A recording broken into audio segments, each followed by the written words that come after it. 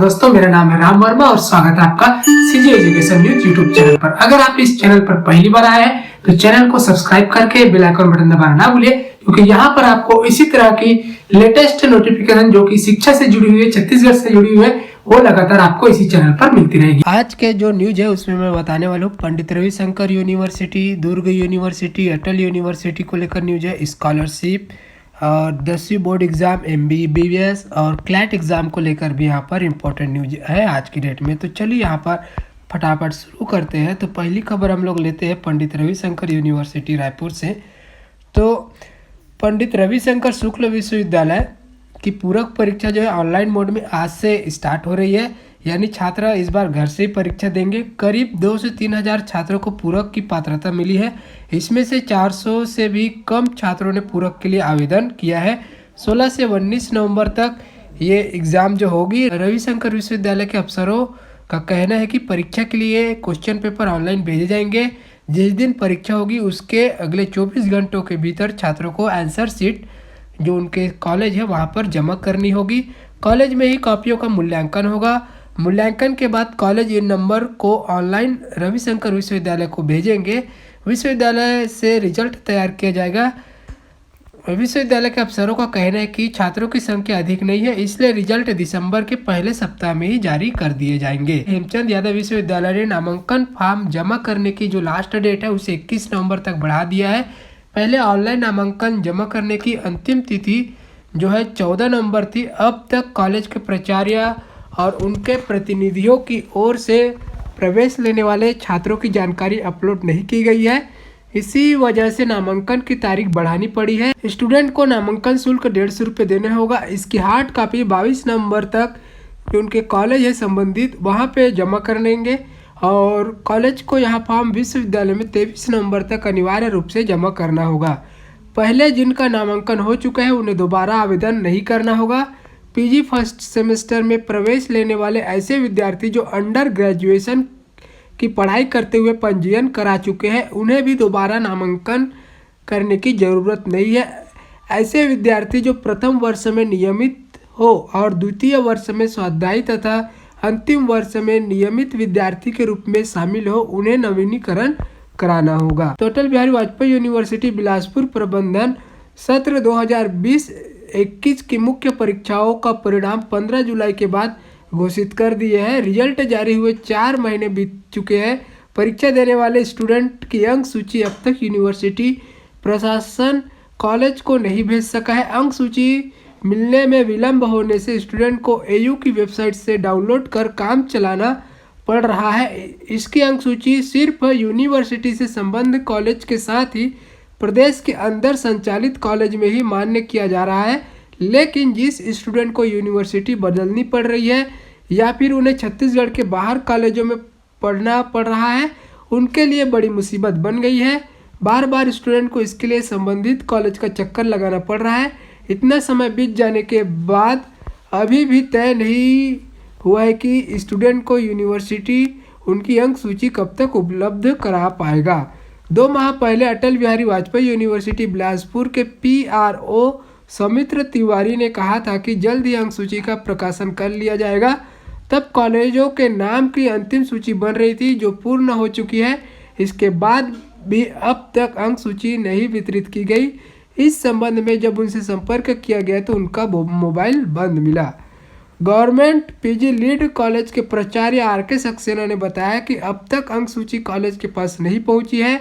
अब इसमें विलंब क्यों हो रहा है इसकी जानकारी उन्हें भी नहीं है। कब तक कॉलेज को मिल जाएगी इसके बारे में भी कुछ नहीं बता पाएंगे। छात्रों को अंक सूची AU के वेबसाइट पर अपलोड है। परेशानी से बचने के लिए इसका उपयोग कर सकते हैं। यहाँ पर विद्यार्थी को कोई जानकारी नहीं दी जा रही है। स्टाफ भी परेशान है। कॉलेज जाने दे रहे हैं सलाह और यहाँ पर काफ़ी परेशानी है। जो बाहर या फिर यूनिवर्सिटी चेंज कर रहे हैं या दूसरे जो छत्तीसगढ़ के बाहर दूसरे राज्य में एडमिशन के लिए इनको ओरिजिनल मार्कशीट की ज़रूरत पड़ रही है। ऐसे में इनको दिक्कत हो रही है। बालोद से तो कॉलेज प्रबंधन की ओर से 12 नवंबर को जारी की गई सूचना जिसमें यह बताया गया कि पोस्ट मैट्रिक छात्रवृत्ति का आवेदन फॉर्म 3 दिन के अंदर अनिवार्य रूप से भर ले 13 को शनिवार और 14 को रविवार होने की वजह से स्टूडेंट कुछ नहीं कर पाए, जिसके बाद सोमवार को तहसील कार्यालय परिसर व कॉलेज परिसर में स्टूडेंट की भीड़ रही। सभी तरफ कतार व इंतजार का आलम रहा।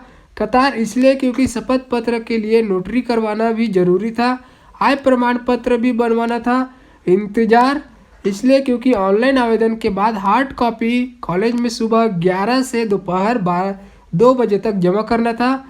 आलम यहाँ रहा कि सुबह से दोपहर तक तहसील कार्यालय के सामने नोटरी करवाने कॉलेज स्टूडेंट व पालक वर्ग पहुँचते रहे, जबकि शासन की ओर से स्पष्ट आदेश है कि 30 नवंबर तक ऑनलाइन आवेदन भरना है और 2 दिसंबर तक हार्ड कॉपी जमा करना है। लेकिन कॉलेज प्रबंधन की ओर से 2 दिन की ही समय सीमा का बंधन तय कर दिया गया। इस हड़बड़ी के चलते भीड़ रहे, स्टूडेंट परेशान रहे। जब इस मामले में लीड कॉलेज के प्रभारी प्राचार्य जेके खलको व प्रोफेसर से संपर्क किया गया तो सभी लोग यहाँ पे मौन रहे।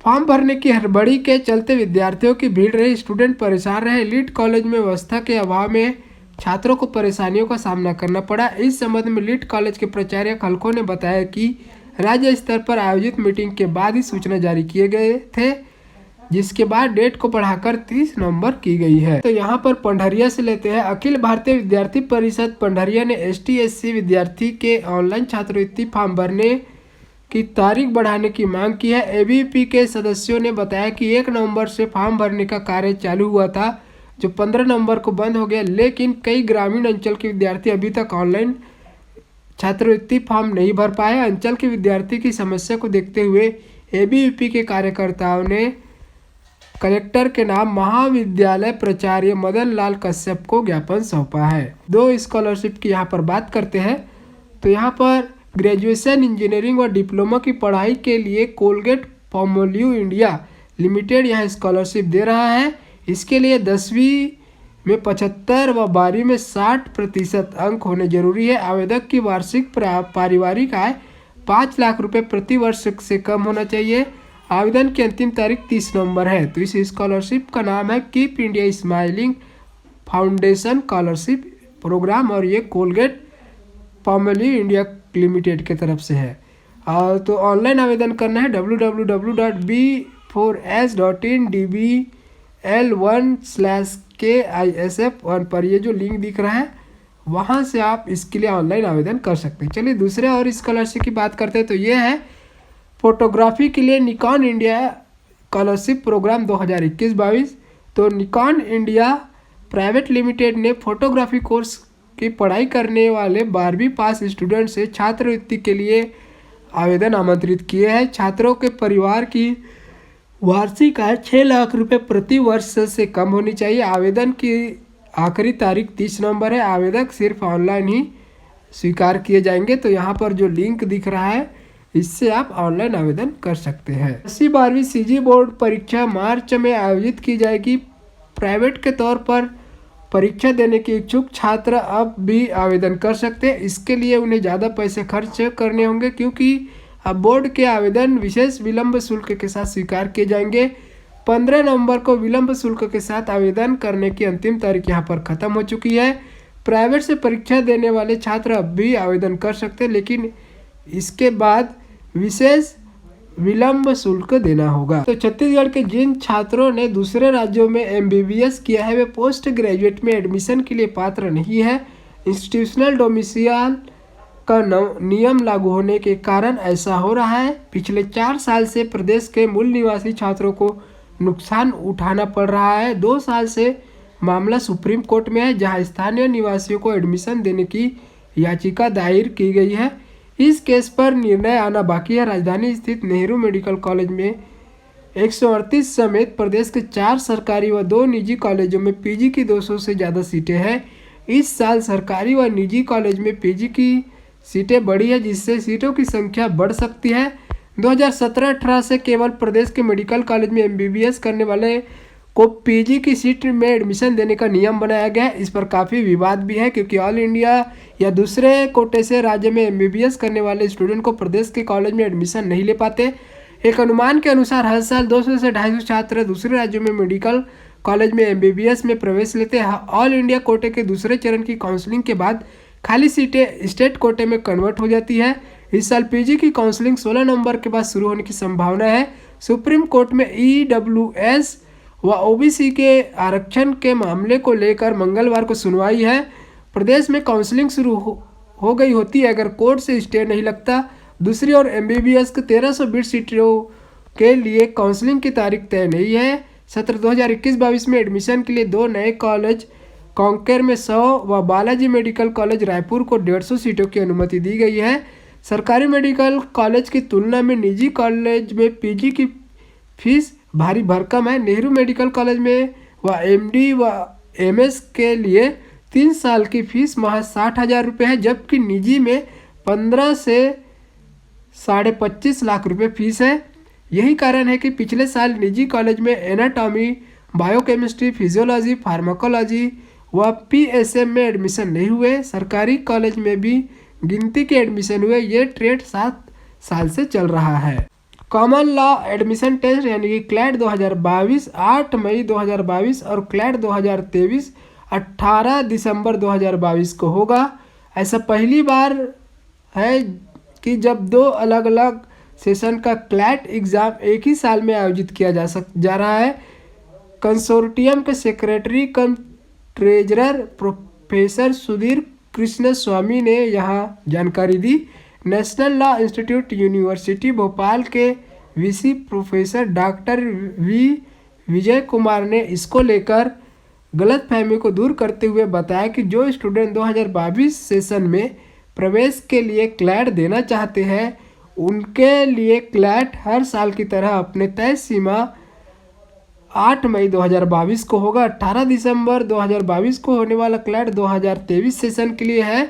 2023 में 12वीं बोर्ड परीक्षा देने वाले छात्र इसके लिए आवेदन करेंगे। स्पष्ट है कि हर सेशन में क्लैट के लिए एक ही अवसर है।